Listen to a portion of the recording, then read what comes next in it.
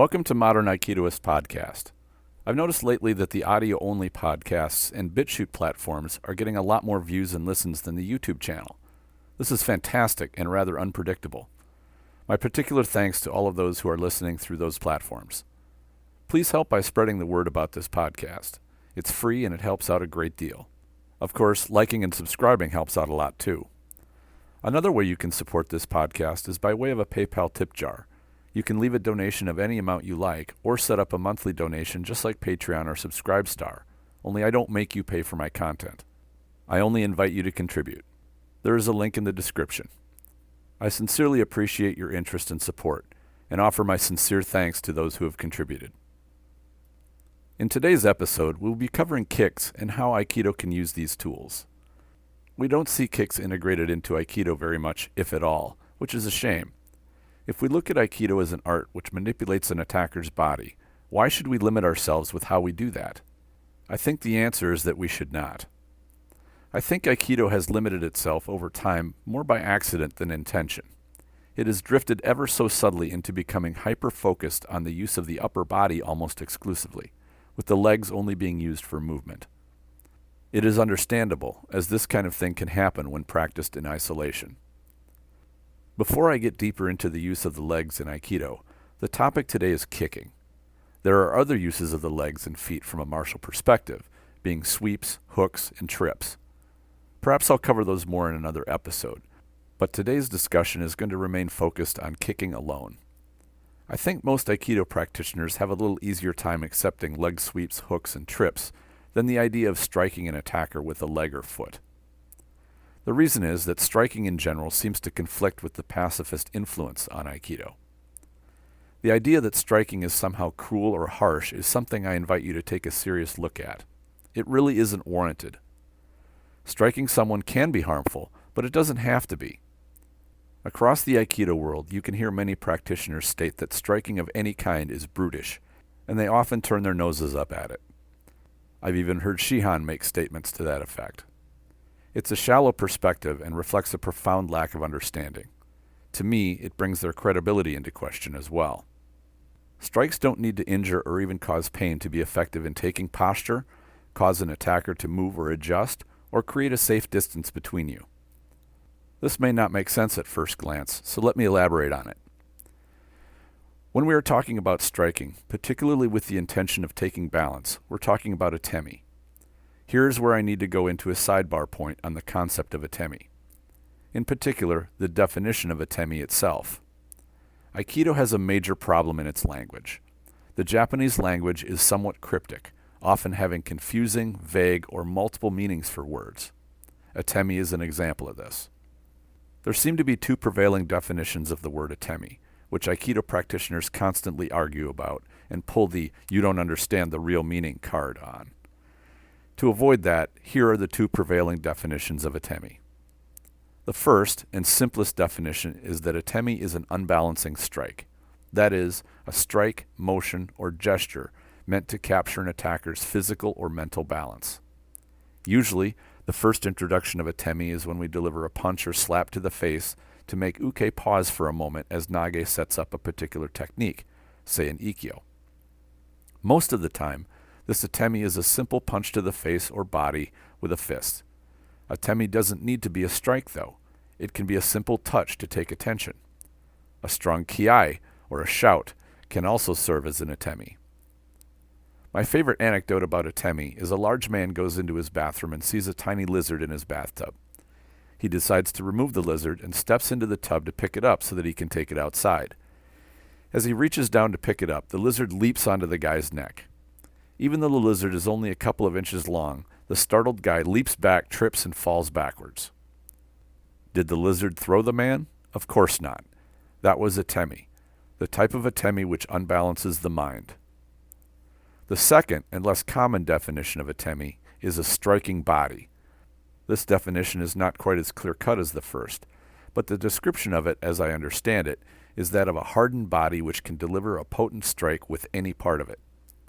Despite the definition being a little more fuzzy than the first, I really do like this definition.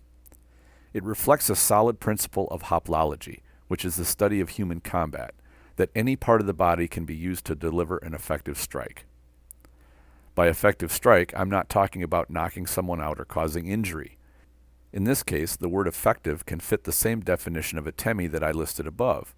It can unbalance the mind or the body, setting up successful manipulation or control of an attacker or opponent.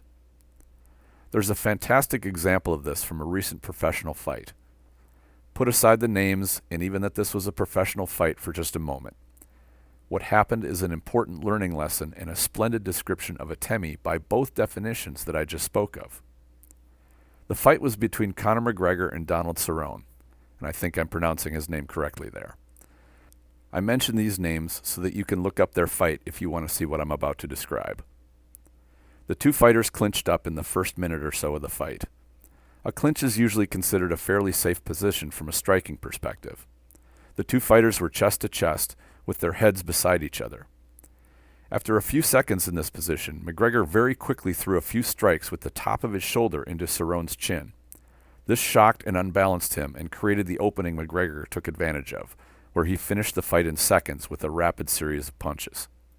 After the fight, Cerrone, who was a highly skilled and experienced fighter, admitted the shoulder blows caught him completely by surprise and took his initiative away. They didn't knock him out or end the fight on their own, but the surprise attack was extremely effective. It was the mental unbalancing that happened, which led to his being quickly overwhelmed.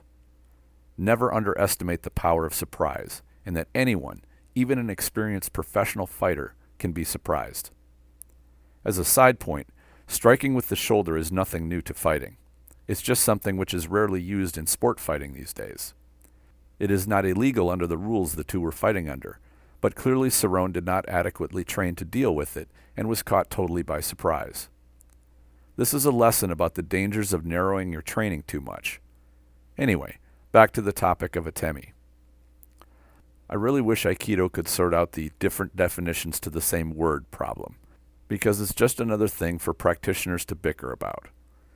Both definitions I described above are good ones and convey valid concepts. The best solution is that there are two separate terms, each used to represent the two definitions. Unfortunately, the Japanese language just doesn't work like that, and that's too bad. As long as the vocabulary is limited and other terms are not adopted to better describe the different concepts, we are stuck in the confusion zone. Hopefully, by knowing these two definitions, you are more clear on the concepts themselves. Both are valuable to understand. Back to the topic of kicks. Using the foot or leg to kick is an expression of the striking body concept. The idea that a kick is only meant to cause damage and pain fails to reflect the myriad uses that kicks have.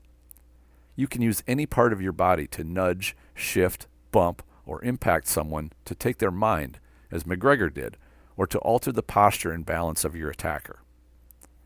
Even in this description, I've not covered everything that kicks can do to influence and manipulate an attacker. Consider this application of a kick. The kick I'm talking about here is a favorite of mine, but you may not be familiar with it. It is from classical savate, and it's called the coup de pas bas. Pardon my poor pronunciation, I don't speak French.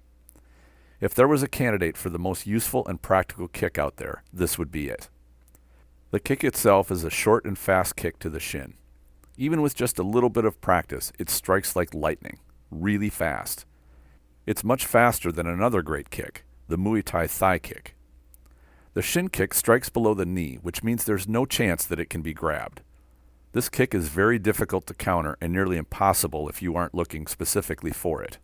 It also hurts like hell as the shins are quite sensitive. Unless you're a Muay Thai fighter, that is. Muay Thai fighters condition their shins to kill the nerves, and the result is they don't feel pain from impact to the shins. Anyway, the beauty of this kick is that with a bit of practice you can strike out at a very long range. Not quite full side kick range, but much farther away than any punch. Here's where the beauty of this kick comes in, and it doesn't even involve landing the kick. You fire that kick hard and fast when your attacker is out of range, even out of range for that kick, and show him what he's about to step into. Even though your kick didn't land, you make him think about the possibility of being kicked in the shin really hard, and you have forced him to think about what to do next. This is the essence of unbalancing the mind. He will likely realize that you will land a hard kick on him before he can get into punching range. He will be hesitant as he thinks how to proceed. He may decide that approaching you isn't worth the effort. If he does decide to continue his attack, he will have to get past that kick and close fast. This means his approach will be fully committed and start from farther out. That makes the attack easier for you to spot and adjust to, which is good for you. All this for merely displaying one quick kick which doesn't even land. What if it did land? Maybe he stepped in deeper than we thought he was going to, and he caught a sharp kick to the shin. Unless you have conditioned shins, shin kicks hurt like hell. My favorite story about this very kick serves as an example. In my old dojo, a parent was watching class as his son learned. My instructor taught this to the kids' class because it was something that even a small child could use potentially to save them from being abducted by an adult. The kids' class was comprised of 5 to 10-year-olds. The father was so impressed with that kick, and he saw its usefulness, that he went home and taught it to his daughter, who was not quite 4 years old.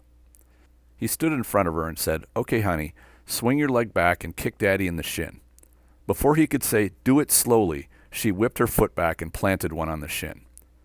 Despite his being almost 250 pounds, he dropped to the floor like a sack of laundry. Granted, he was taken by surprise, but how surprised would anyone be by a 4-year-old? Probably most. That's another reason I love this kick so much. It's potent enough to be used by anyone, no matter what their size or how much bigger the opponent is. The more of a size disparity, the greater the chance you will take your attacker by surprise. I wanted to describe this kick first because it brings to mind what most people think about when it comes to kicks, that it causes pain. It's something that most can relate to. Hopefully we can expand upon this understanding and appreciate how a kick like this can be used, without any contact, to create distance and keep someone away. By the way, this is my favorite answer for the question of what often baffles Aikido practitioners. How do I deal with that attacker who stays out at range and does quick jabs at me, then backs away? Most Aikido techniques require long, committed attacks and have few, if any, answers for the short, fast jabbing attacks. The shin kick is also a short, fast jabbing attack. The advantage is that it has a far greater range than a punching jab. So by responding to the fast jabbing attack with a superior ranged weapon, you are taking away the effectiveness of your attacker's punches. He must now decide whether to close on you or abandon his attacking altogether. Now let's go on to other kicks. Kicks which are not designed to cause pain or injury. And there are two which come to mind, although there are probably more. These two are the push kick and the swing kick. The push kick is probably the kick that Aikido practitioners can warm up to the easiest, as it is not an impact strike at all. You merely use your foot to push on a part of the attacker's body to move it. The most common targets are the hip, the thigh, the side of the knee, or the back of the knee. If an attacker is kneeling or on all fours, you can push him over with a push kick. It's really just a manipulation tool. If your opponent is standing, the push kick creates kazushi, which creates opportunity for you to enter and perform technique. In a real-life situation, a simple push kick can easily knock somebody to the ground. Why get close if you can stay a leg distance away? A push kick is a great tool for getting someone to the ground. It does require practice to get the good balance, targeting, and understanding of how to disrupt an opponent's balance. But that pretty much describes what Aikido focuses on, doesn't it? The second kick is the swing kick. I call it a swing kick because I've really not heard another name for it.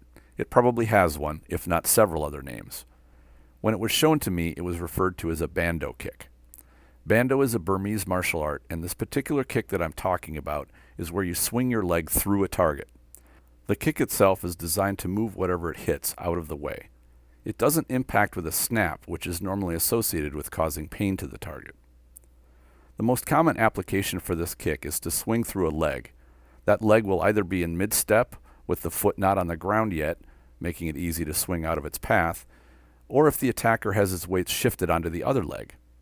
With his body weight mostly off one leg, the leg is vulnerable to being kicked out from underneath him. A snap kick wouldn't necessarily do this, but the swing kick would.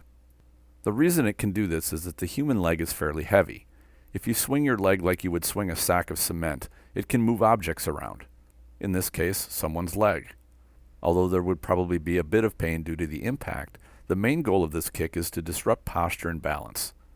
While the opportunity for this kick to do its thing doesn't happen very often, when that time does come, it works extraordinarily well. The last kick I want to mention is the Muay Thai thigh kick. It truly is one of the most devastating and efficient kicks there is. First, the benefits.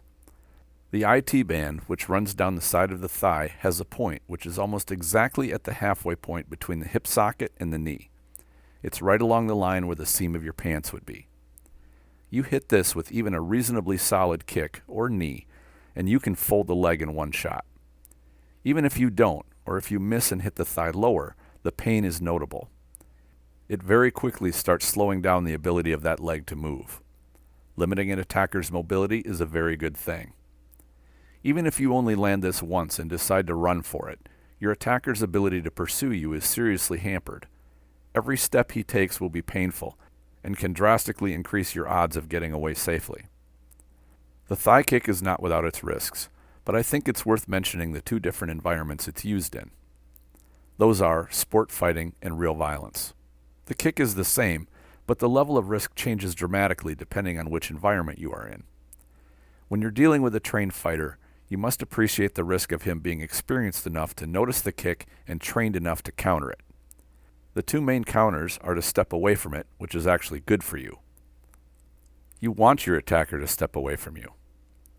The second counter poses a danger, and that is where the target raises his knee and turns his hip out so that your shin hits the strong bone of your upper shin. Anderson Silva, an extremely talented MMA fighter, tried this kick and his opponent did this counter. Silva's shin broke in a dramatic fashion. It's hard to watch that footage without cringing. The odds that you're going to encounter a street thug with the training and responses to do that are pretty slim. In a real-world situation, you may very likely be starting from a closer distance than professional fighters do. This is a remarkable advantage to the thigh kick. It virtually ensures that the knee counter is not going to happen. That counter needs space to work. The beauty of the thigh kick is that it can be done even close up. Granted, at that close range, you will probably use your knee to hit the thigh instead of the shin. I could go into some deeper detail about kicking, but as you can see, there's far more to the subject than the idea that kicks are meant to merely cause injuries and pain. Kicks are not just fight finishers. Yes, they can be used as that, but that's not all they are limited to. One thing to appreciate about kicks is that kicking above the hips is for sport fighting only. If your focus is on self-defense, there are two reasons to keep the kicks at thigh or lower. The first reason is you don't want your leg to get grabbed. There is no good that comes out of your leg getting grabbed by an opponent. Legs and kicks are easier to grab than you might think. Maybe you're Bruce Lee fast and can get away with a body or head kick, but unless you train to have that kind of extraordinary speed, forget it. The second reason is that standing on one foot is risky in terms of balance. Just as before, if you have extraordinary kicking ability due to countless hours of practice, you might be able to pull off higher kicks without losing your balance. There's just too much to go wrong, though. Do you practice in the shoes you always wear? Have you trained to be comfortable kicking while standing on different floor and ground surfaces? Are you sure the ground is not uneven and free of debris which could cause your balance to falter? Are your knee and hip joints warmed up to kick high the way that they would be before you practice your kicks? There is no warm-up time in a real-world violence situation. Another factor is the clothes you're wearing. Will they hinder you in doing a high kick? These are some considerations not only for kicking, but for any technique you practice. Think about the conditions and environment you might be in when you need to use them. Kicks definitely are multifaceted tools and are an inherent part of hoplology. Understanding them makes us better martial artists. Without it, there's a giant hole in our understanding. Just like punching, a martial artist who is ignorant to the applications of kicking is incomplete. We must avoid such hyper-specialization if we are to achieve our maximum potential. What do you think? Please share your ideas in the comments if you're watching this on YouTube, or go to the Facebook group Aikido the Martial Side and post a comment. The Spirit Aikido Online program now has more than 90 videos in the program, with new ones added every few days. In the most recent series of videos, I continue to expand my series on the use of the cane for self-defense, as well as some useful entries against a haymaker punch from pugilism, which sets up sayonage really well. There's a link in the description section. I invite you to check it out. I always enjoy hearing from listeners of the show, whether through comments or questions. Thank you all for sharing your interest. Enjoy your training.